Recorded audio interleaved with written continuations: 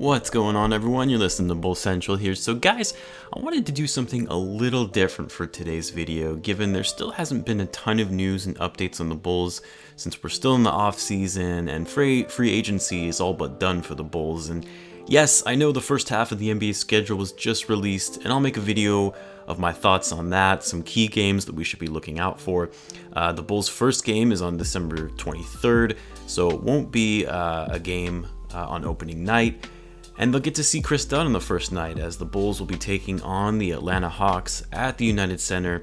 But more on all of that, I'll do that in a separate video. What I wanted to do for today's video is something I've never really done before, but thought it might be a little fun. And I also want to hear your guys' predictions on these, but just like how the NBA does preseason prediction of all the major NBA awards, like who will win the MVP, Defensive Player of the Year, Most Improved Player of the Year, etc. Well, I'm going to do this for the Chicago Bulls roster. And yes, I know that means I only have 15 players to choose from for these awards, so it doesn't really mean much, but let's have fun with it anyway. Okay, so first up, my prediction for the Bulls MVP this season. And I'm going to go with Zach Lavine. And this one probably isn't surprising because Lavine was clearly the Bulls' best player, or MVP if you will, last season. Now, I don't think, Zach will necessarily put up the kind of numbers he did last year, especially in terms of scoring, because I do think he's going to need to share the ball a bit more in Billy Donovan's system. He's going to have to be more of a facilitator, and he's not going to see all of the ISO plays we saw last year from him. I do expect Lauri Markkanen, Wendell Carter Jr., and Kobe White's scoring numbers to all go up, which in turn means that Lavine's numbers are going to go down.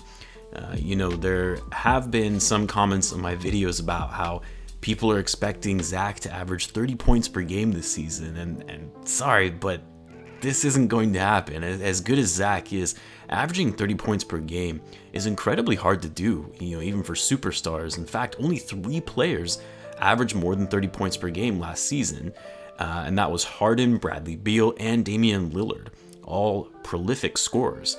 Now, by me giving Zach the MVP award for the Bulls does not change my stance on him being a franchise player. As I know, many of you took issue to that when I mentioned it in some of my prior videos. I'll say it again. I think Lavine is an incredible player, an extremely gifted and talented athlete, and he's improved his game so much since he initially joined the Bulls. But I do not think he's a franchise player, a number one option on a title contending team. I just don't. Now, I hope he proves me wrong. Of course I do, since he's on my team. But as of right now, I can't say with confidence that Lavine has entered that elite tier to be considered a franchise player.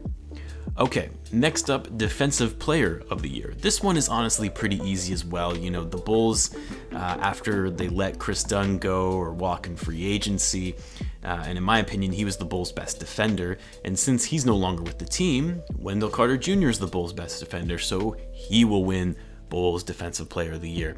Now, as easy as this pick might be, I do think Wendell is going to have a better than expected season. I do think that if he can stay healthy, that he'll be a double-double machine and close to 2 blocks per game. I fully expect Wendell to come out this season with a new sense of energy and motivation to prove to the league why he was a top lottery pick just 2 seasons prior, and put the front office on notice for considering him in trade scenarios this offseason. Okay, next up, Most Improved Player. This one was probably the hardest one because really you could see this going to 3 or 4 guys having the most improved season for the Bulls. And if you saw one of my prior videos on my bold predictions for the Bulls, you actually already know who this award goes to.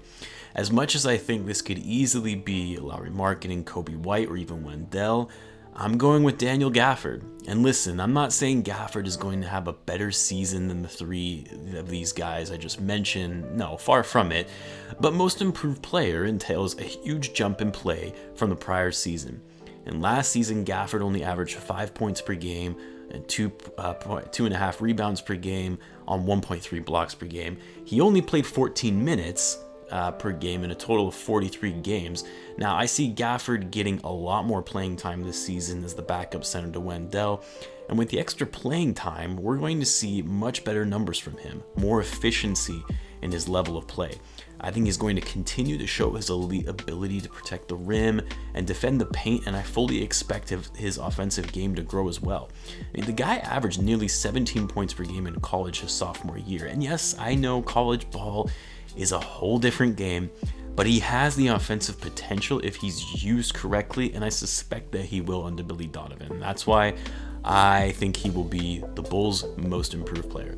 Now, I do also think Wendell, Markkanen, and Coby White, they will all have better seasons than they did last year, particularly Coby White. I expect to see great things from him, so I wouldn't be surprised if they jump out as the favorites for this award either.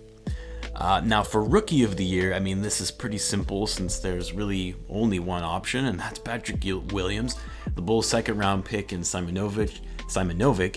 He won't be playing for the roster this season, and Dotson, who the Bulls got as an undrafted guard, will actually be playing on a two-way contract, so we won't even see him in all of the games this year. It's an easy win for Williams. As I mentioned previously, I'm becoming more and more optimistic about this kid.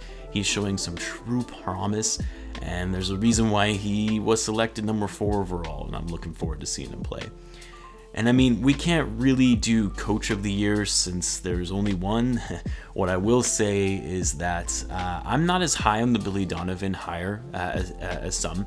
I do think he has some flaws, but he's leaps and bounds better than Jim Boylan. And if there is one thing Donovan is good at, it's player development, particularly with younger guys, since he was a very successful college basketball coach. And that is what this Bulls roster needs, being that they're one of the youngest teams in the league right now. So I am looking forward to seeing how Billy Donovan's system works with this roster, and obviously I hope for all the best. Now, Sixth Man of the Year award. So this one is a little tricky because my gut tells me to go with Patrick Williams, as I don't think he'll be starting. However, if you saw my last video, it was clear from the coaching staff and training camp that they are planning to ease Otto Porter back into playing, given that he missed significant time last season, which means he's likely going to see less playing time to start the season, which also means he might not be in the starting lineup, meaning Patrick Williams could start in his place at small forward. But either way, I think eventually Otto will start most of the games at that position this season, given his experience, and he is still a decent player. Whether we want to admit that or not, he's overpaid, and we all know that, but he's still a decent player. So I do think that it would be unlikely that the 19-year-old rookie would beat him out for that starting spot, unless Williams absolutely blows the coaching staff and the front office away in training camp and the preseason, and they assess and say this kid deserves the starting spot and he's going to keep it all season. So with that, just like Williams won Sixth Man of the Year award for the ACC in college, he'll be the Sixth Man of the Year for the Chicago Bulls this season. Anyway, those are the major awards, since we can't give out all NBA team or all rookie team awards when we're only dealing with a single team for consideration of said award. But let me know what you guys think. First of all, do you like these types of videos that are a bit different and not necessarily related to news or updates?